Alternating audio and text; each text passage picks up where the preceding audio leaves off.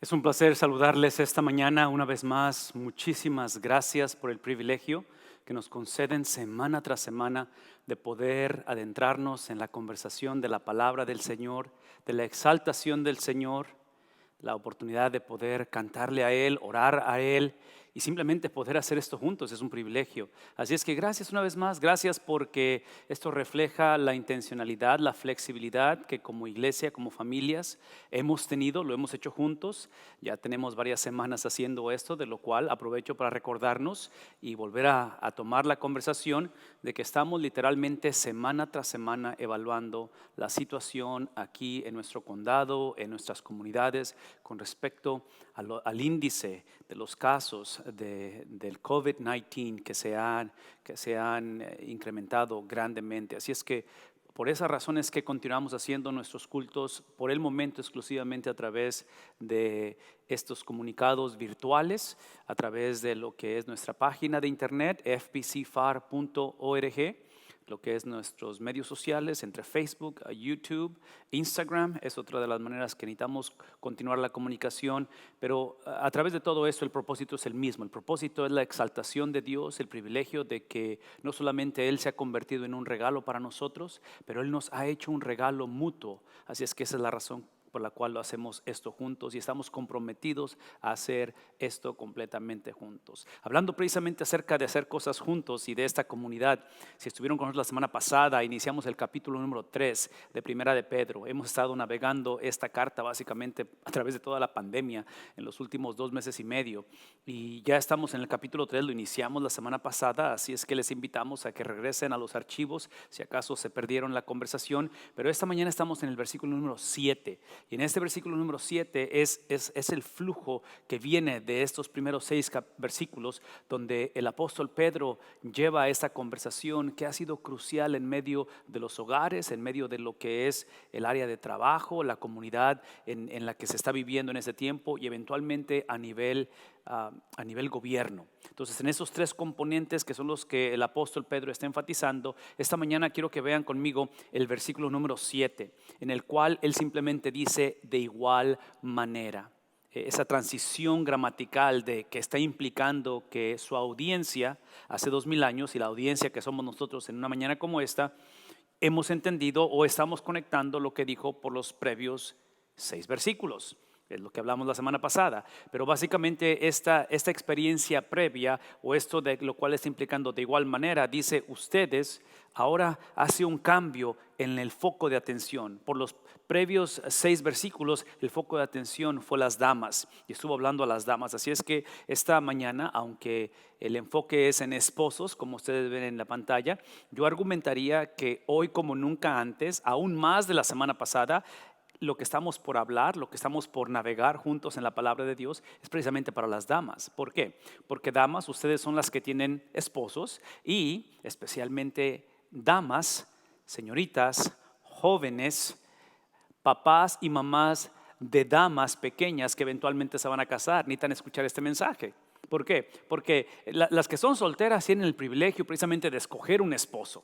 Las que ya están casadas tienen la oportunidad, basado en los primeros 6 versículos, en poder estructurar sus vidas para que eventualmente esto suceda y esto se aplique a la vida de ustedes. Así es que una vez más, solteras, este es un mensaje extremadamente importante. Padres que estamos criando damas, señoritas, niñas solteras, necesitamos escuchar este mensaje y especialmente las casadas. Por lo tanto, dice él, de igual manera ustedes los esposos. ¿Qué es esto de igual manera? ¿De qué se está refiriendo? Bueno, una vez más, la semana pasada hablamos acerca de esto y tiene que ver precisamente con este componente de la confusión cultural. Es hablando del contexto disfuncional que hay o que hubo hace 2000 años, que hay hoy en día con respecto a la autoridad confundida con autonomía, con respecto a esta unidad confundida con lo que llamamos uniformidad y el concepto de sumisión que trágicamente se traduce en un contexto disfuncional, en un contexto no ideal, que es el que estamos viviendo hoy en día, se confunde con desigualdad. Es ahí donde él simplemente nos recuerda, y ese es el principio que ha dejado desde el capítulo 1, capítulo 2 y ahora el capítulo 3, lo sigue enfatizando, nada más que otra vez ha ido moviéndose como en círculos concéntricos. Se pueden imaginar una piedra que la avientan en el agua, en un lago o en una cubeta y empieza a formar esas olas o esos círculos concéntricos. Es lo que ha estado haciendo, de tal manera que nos llevó círculos concéntricos, pensar desde el punto de vista en esta cuestión del cristianismo. Está hablando obviamente a damas que abrazan el evangelio, versículos 1 al 6. Ahora está hablando a esposos que son el producto del evangelio. Entonces lo que tenemos en común en medio de nuestra diversidad, en medio de nuestras diferencias entre damas y varones, entre jóvenes y adultos, entre niños y ancianos, lo que tenemos en común es precisamente la centralidad de Cristo. Por eso es que decimos que como estos círculos concéntricos se han abierto, es la cuestión del cristianismo. Y una vez más, esto es lo que es cristianismo, ¿verdad? Hablamos de autoridad, hablamos de, en el caso de la unidad y eventualmente la sumisión, modelada por el prezzo, modelada por Cristo, modelada por el Padre, por el Hijo y por el Espíritu Santo. Todo eso ya lo hemos hablado lo suficiente, de tal manera que estos círculos concéntricos ahora se mueven a través de un cristianismo en medio de ciudadanos que navegan la vida o que están siguiendo las leyes de un gobierno que potencialmente no abraza los valores del cristianismo. Estamos hablando de trabajadores que potencialmente no abrazan, que tienen que trabajar o que tienen que servir en un contexto de empleadores o de patrones que no abrazan el cristianismo. Y lo que hablamos la semana pasada es esposas o damas que eventualmente están llevando su matrimonio, la crianza de sus hijos en un contexto que potencialmente no es conducible, no favorece los valores cristianos. ¿Qué hacemos al respecto? Bueno, este contexto es el que está hablando él, donde simplemente está diciéndole ahora y nos recuerda que las esposas, y esto es de la semana pasada, básicamente todo lo que encerramos fue esto, de que las esposas deben de someterse a sus esposos. Está encarnando este mensaje, ilustrándolo con las damas, de tal manera que porque algunos, no tanto que sí, pero es porque algunos de ellos no creen en la palabra, practican como estilo de vida la incredulidad, es lo que está diciendo, que su rebeldía o su indiferencia al evangelio no es accidental, es un estilo de vida. Dice, por lo tanto, ellos, los que están practicando esto, estamos hablando de los esposos, puedan ser ganados más por el comportamiento de las damas, de la esposa cristiana, que por sus palabras. Esto es a lo que se está refiriendo con respecto de igual manera. Por lo tanto, ahí es donde aprendimos que los esposos ahora, pensando en esta experiencia que sigue o qué hacer con ello, estamos implicando en la conversación que ahora, así como habló a las damas en referencia a esposos no cristianos, ahora está hablando a esposos que ya se convirtieron al evangelio. Entonces yo argumentaría, y en mi experiencia personal puedo compartir mi testimonio, pero no lo voy a hacer ahorita por cuestión de tiempo, pero yo argumentaría que la conversión de los esposos, hasta cierta manera para muchos, que es el caso mío en la cuestión de mis padres, lo puedo ver todavía, lo puedo ver en mi infancia, en mis años de juventud, que esto vivido por mi mamá es lo que produjo esto en mi papá. Y yo sé que esto refleja mucha de la historia de muchos de nosotros. Estadísticamente hablando, en las iglesias es obvio que predomina la mujer. Yo argumentaría que las iglesias sin mujeres estaríamos, bueno, no solamente las mujeres, no solamente las iglesias, pero la vida sin las damas sería una vida muy, muy, muy complicada. Por lo tanto, ahora que ya como esposo, ahora que ya como dama soltera hemos entendido la importancia de escoger un esposo en el cual haya compatibilidad en perspectiva de la vida. Y perspectiva de la vida, una vez más, es autoridad en lugar de autonomía, es unidad en lugar de uniformidad y es sumisión en lugar de pensar que en desigualdad. Cuando ya vemos eso como los patrones no negociables, como el fundamento de esto, es entonces que él habla a los esposos y les va a decir abiertamente, de igual manera ustedes esposos cristianos ahora sean comprensivos. Y aquí es donde empieza la conversación súper interesante, porque esta comprensión de la que está hablando es la perspectiva de entender que la salvación, eso es lo que significa ser un varón cristiano, eso es lo que significa ser un varón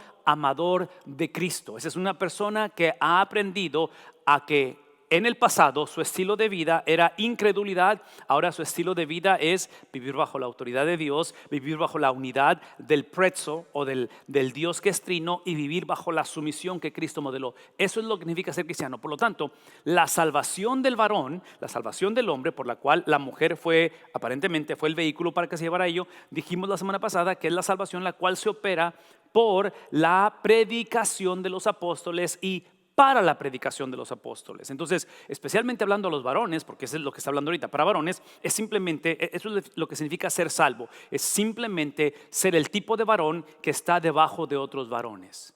Voy a decir esto una vez más, es el tipo de varón que está debajo de otros varones. Es obvio que esos varones Hablamos de varones o hablamos de apóstoles bajo lo que escribieron, lo que dijeron, la instrucción, la reprensión que van a poner, pero traduciendo ese mensaje, ahora lo traducimos a nivel del contexto de iglesia. Entonces, especialmente para los que estamos criando hijas, yo argumentaría, siendo el noviazgo la antesala del matrimonio, yo imploro, yo suplico con la urgencia con la que están hablando en el caso Pedro, Pablo, Santiago, esos varones en aquel tiempo, por la disfuncionalidad y la confusión que hay en la cultura, yo imploro para las que están solteras, o a lo mejor solteras otra vez, que el prerequisito para tener una relación con un varón y eventualmente casarse es que ese varón no solamente diga o piensa que es salvo, que lo manifieste viviendo una vida. Recuérdense, la incredulidad era un estilo de vida, ahora esto tiene que ser un estilo de vida. ¿Qué estoy diciendo? Que en este caso el varón, tanto el soltero como el que eventualmente será esposo y eventualmente será padre, tiene que estar bajo la tutela, el amparo, bajo la cobertura de la enseñanza de los apóstoles, porque es la predicación de los apóstoles la que produce la salvación. Es la palabra de Dios que produce en el hombre tanto el querer como el hacer. Pero, por favor, escuchen esto. Eso implica también que así como nos regenera o nos transforma la palabra de Dios, también es la palabra de Dios o la predicación de los apóstoles la que nos da la razón por qué hemos sido salvos. Así es que si queremos tomar la conversación un poquito más allá con respecto a ello, parte de la salvación, porque como varón soy salvo, ya sea que soy un varón soltero otra vez, un varón nunca casado, un varón que tengo años de casado, cualquiera que sea el caso. En el Antiguo Testamento el punto de esta separación, de esta salvación, de esta elección era para discipular a las naciones. Así es que la razón por la cual he sido salvo por la palabra de Dios, para la palabra de Dios, traducido en una vida que literalmente se desprende, en una vida que deja de enfocar su agenda en sí mismo. Es ahí donde él, hablando del apóstol Pedro, nos recuerda que esta experiencia de discipulado se manifiesta, y aquí es donde entra la perspectiva de los apóstoles del Antiguo Testamento, de la palabra en su totalidad. La Biblia tiene la habilidad, la Biblia fue escrita, la perspectiva de sus escritores de la palabra de Dios tienen esta habilidad de traer y volver a casar lo que la religión y la cultura típicamente separan. ¿Qué estoy diciendo? Que la salvación, la experiencia con Dios, el caminar con Dios, trágicamente lo que hemos hecho, y esto lo hemos hecho todos y lo hemos heredado y lo seguimos perpetuando, es que divorciamos entre una experiencia dominical con una experiencia del martes en la noche. Lo que sucede en un templo, en un culto, con lo que sucede en una transacción de negocios en un jueves en la mañana.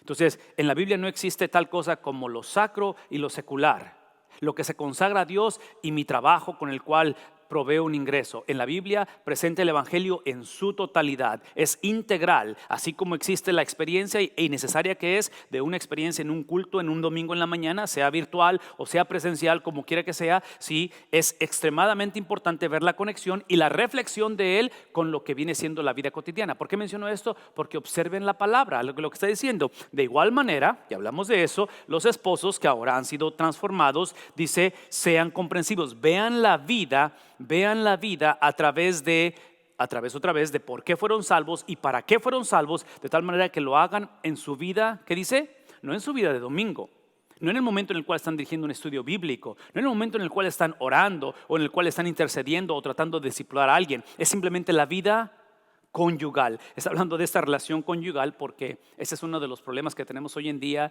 y esto quiero recordarlo para aquellos que son solteros, eventualmente se van a casar o desean casarse, pero especialmente para los que estamos casados. El propósito de esa vida conyugal, de acuerdo a la palabra del Señor, es simplemente aquella en la cual entendemos que el matrimonio, la vida conyugal, no es para sentirse enamorado el resto de nuestra vida. Y es obvio que no estoy en contra del enamoramiento, especialmente para los solteros.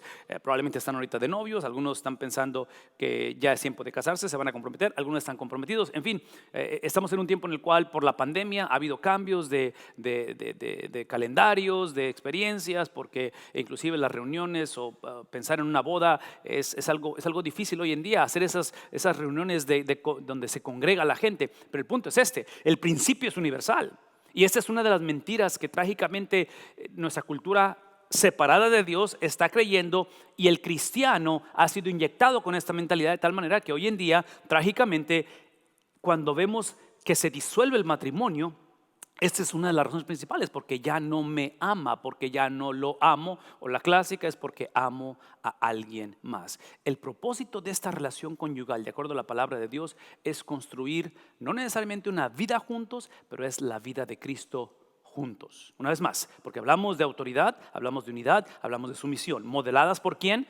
El su, ese pronombre personal, está describiendo, y lo puse con mayúscula, porque no es la vida de la pareja simplemente de decir, oh, soñamos con tener 2 hijos, soñamos con un patrimonio, soñamos con una carrera profesional, soñamos con, y nada malo con los sueños. Pero el punto aquí es el punto aquí es que sí, fuimos salvos por la palabra de los apóstoles y hemos sido salvos para la palabra de los apóstoles. Esa palabra literalmente fue encarnada en la persona de Cristo. Entonces todo matrimonio, por eso es que estamos hablando de esto, todo matrimonio tenemos que entender que en esta cuestión de la vida conyugal tenemos que edificar, construir la vida de, no la vida mía, no la vida de ella, no la vida de sus papás, no como fui educado yo de chico. Todo eso es importante y juega parte de ello, pero la meta es que nuestras agendas personales sean sometidas. ¿Por qué? Porque esta palabra, esta enseñanza está siendo predicada o presentada en un contexto donde hay mucha incertidumbre, donde todo se ve cuestionable, donde hay mucho sufrimiento.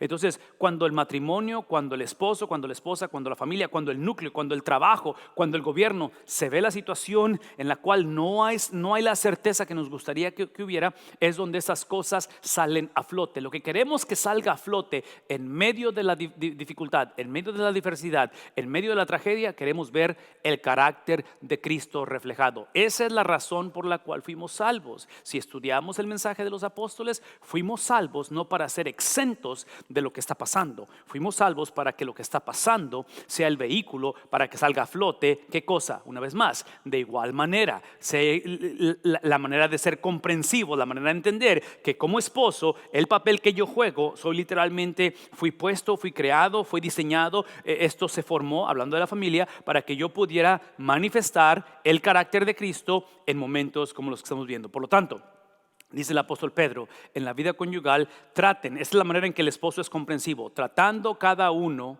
a su esposa en el vínculo del matrimonio con respeto, ya que como mujer es más delicada. Una palabra más rapidito con respecto a la cuestión de respeto. En la cuestión de respetar a la esposa, y esto otra vez hablando de padres que estamos criando hijas y damas que están solteras y que tienen novio, o que desean un novio, o que eventualmente se quieren casar, escuchen lo que estoy por decir. Si en la relación de noviazgo se falta al respeto, no hay respeto. Sí, lo opuesto al respeto es obvio que es el mantener, el perpetuar o el estar apapachando, ya sea abuso o es la mentalidad de bullying, ¿verdad? Es donde hay esa cuestión de desigualdad, es donde esa cuestión de autoridad, en lugar de autoridad hay una cuestión de autonomía, es disfuncionalidad. Toda relación de noviazgo que están viviendo un contexto de falta de respeto, mi sugerencia es que simplemente terminen esa relación. Yo no sugiero que oren al respecto, yo no sugiero que busquen consejería, yo en lo personal no sugiero. Si hay disfuncionalidad en el noviazgo, la belleza de ello es que no están casados todavía. Ahora, es obvio que está hablando acerca del matrimonio, por lo tanto, las palabras estas se aplican en un mundo ideal, de que no esperes que haya respeto en el matrimonio si no lo hubo en el noviazgo.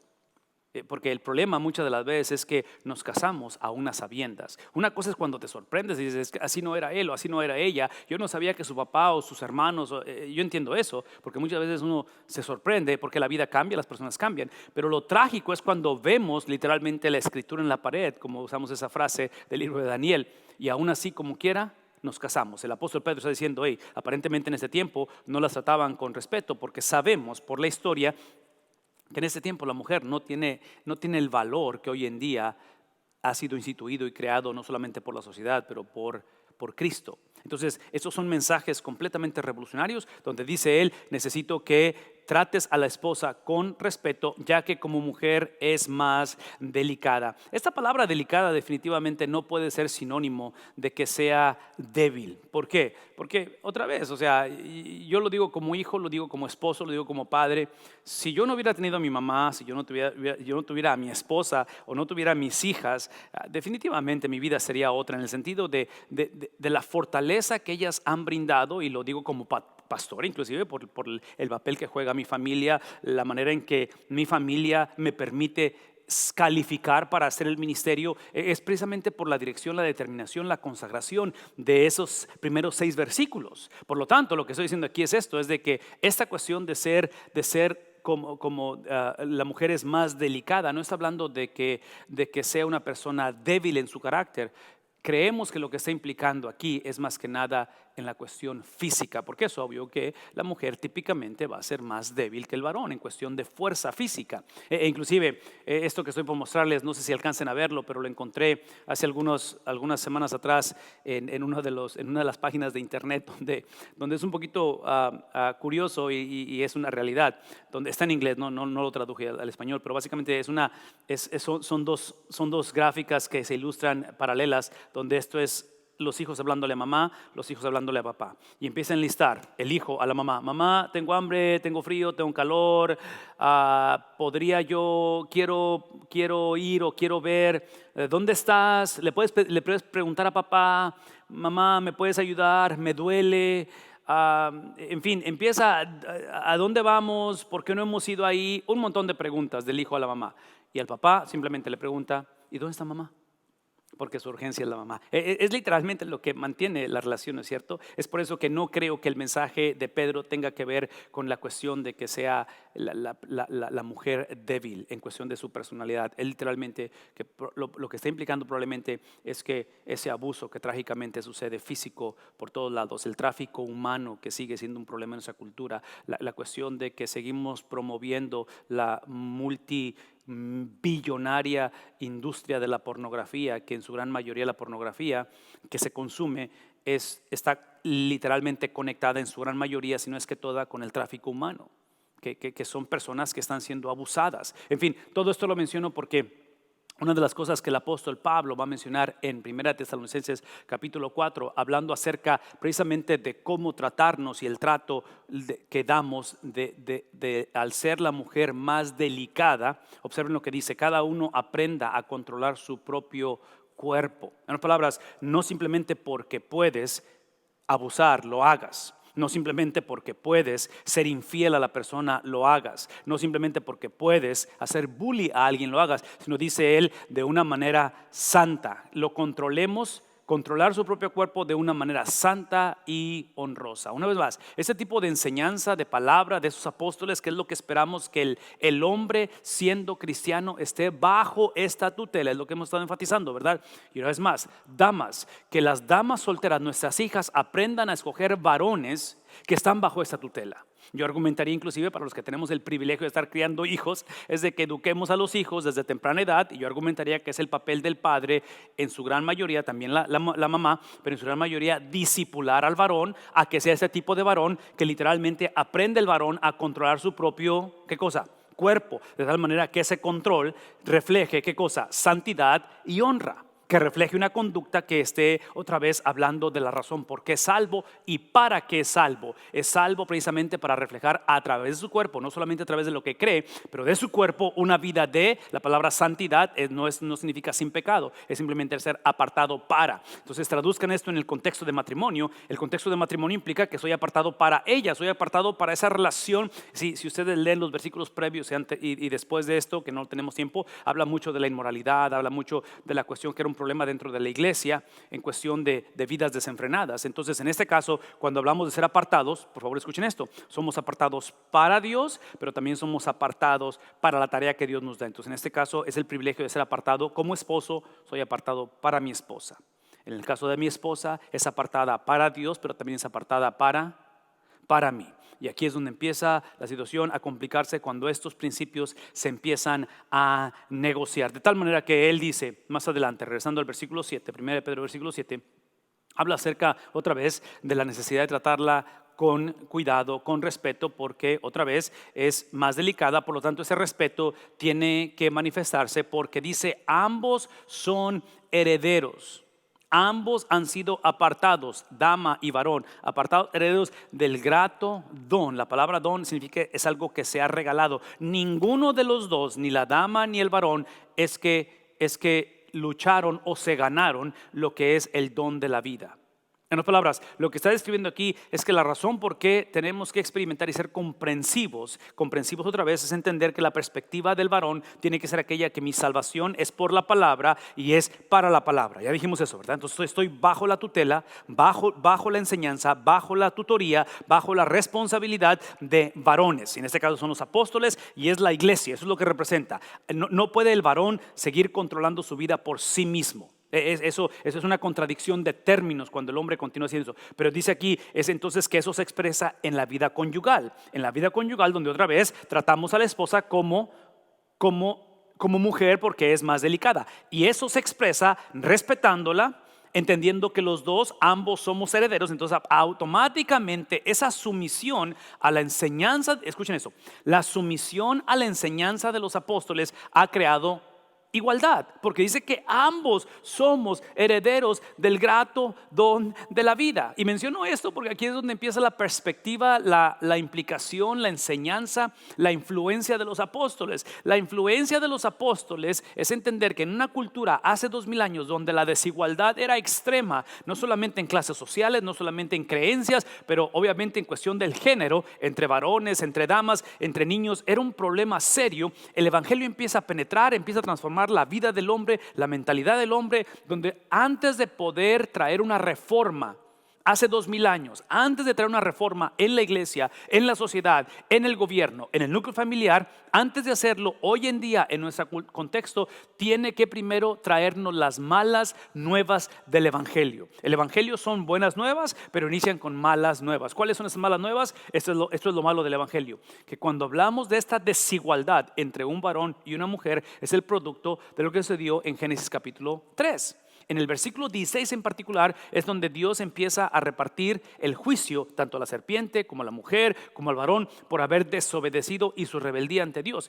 Y en el versículo 16 dice que la mujer, hablando de la mujer, que con dolor va a concebir y ella deseará a su marido. Entonces empieza esa desigualdad, empieza ese señorío del hombre sobre la mujer, empieza la complicación, de tal manera que cuando el apóstol Pedro está hablando acerca de la importancia de respetarla, porque ambos somos herederos del grato don, del regalo, sí, de la vida. Es recordar que cuando el Señor en el capítulo 3 versículo 15, 16 en adelante reparte el juicio, a través de esta experiencia, a través de un varón llamado Cristo, es que a través de Génesis 3, la sumisión se tradujo en desigualdad. Y este fue un problema serio. Pero ahora, a través de Cristo, esta es la enseñanza de los apóstoles, que encontramos ahora lo opuesto. Hay algo que Cristo lo que hace cuando venimos a Él es que el efecto de Génesis 3 literalmente es traído en una experiencia reversible. Entonces, parte de lo que estamos diciendo en esta mañana es que tengamos cuidado de no continuar esta mentalidad que es la típica que nos caracteriza como varones, como damas, en el hogar, en la cultura, que yo creo y argumento que es la razón por qué estamos en la situación que estamos hoy en día. Hoy en día estamos en una situación donde trágicamente hemos perpetuado el creer en Dios, pero vivir como si no hubiera Dios. El decir, si hay un Dios, pero realmente yo gobierno mi vida. Es decir, si he entregado mi vida a Cristo, pero cuando se trata de mi sexualidad, cuando trata de cómo hago mis negocios, cuando trata de lidiar con una pandemia, lo hago por mi propia cuenta, bajo mi propio criterio. En otras palabras, tenemos y creamos nuestra propia versión del evangelio. El evangelio es literalmente el que nos muestra que el problema del ser humano fue lo que sucedió en Génesis capítulo 3, que fue rebeldía con alevosía y desventaja. No fue accidental, fue literalmente que la serpiente se hizo presente y le preguntó a la mujer y le preguntó al varón, ¿realmente Dios ha dicho? Es la actitud de cuestionar la autoridad suprema de Dios sobre mi vida. Recuerden que cuando Cristo va a Juan el Bautista al principio de su ministerio para ser sumergido, bautizado, cuando sale del agua se escucha del cielo literalmente la voz que dice, este es mi hijo amado en el cual tengo complacencia. De ahí Jesús sale para el desierto, es tentado por Satanás y la tentación de Satanás es exactamente la misma que le dio al primer Adán, Cristo siendo el segundo Adán. Y le dice a Satanás, ¿acaso Dios ha dicho que realmente tú eres el Hijo amado en el cual encuentra complacencia? Y empieza a tentarlo. ¿Cómo responde Cristo a la tentación, al ataque de Satanás?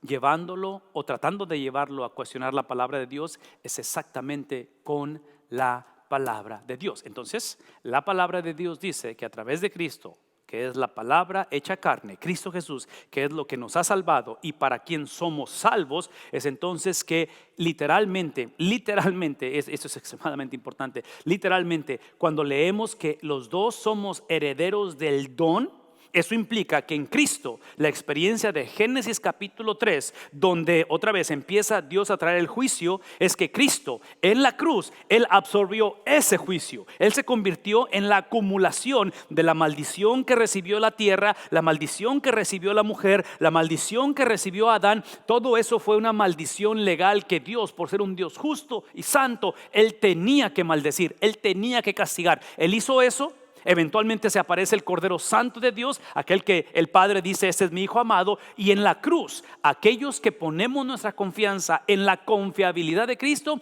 es que Él absorbe todo eso. Él se convierte en la acumulación de la expresión más profunda y grotesca de toda esta maldición que estamos hablando. Eso es lo que implica el estar bajo la tutela de la enseñanza de los apóstoles. Entonces, cuando Pedro dice que ambos somos herederos de ese don de la vida, el don no es simplemente el que se haya puesto en reversa Génesis capítulo 3. El don es una persona, porque esto es lo interesante de la conversión, es de que cuando Cristo absorbe el pecado y el hombre es libre del pecado, el hombre es perdonado, lo interesante es que esa experiencia solamente nos pone en un estatus de inocencia. El ser herederos del don de la vida, Cristo dijo, yo soy el camino, yo soy la verdad y yo soy, en otras palabras, ese domingo en la mañana que Él resucita es el momento en el cual, así como nosotros le transferimos Génesis capítulo 3 a Él y Él tuvo que morir en un madero y Él absorbió toda esa culpabilidad, Él se convirtió, el que no conoció pecado por nosotros se convirtió en pecado.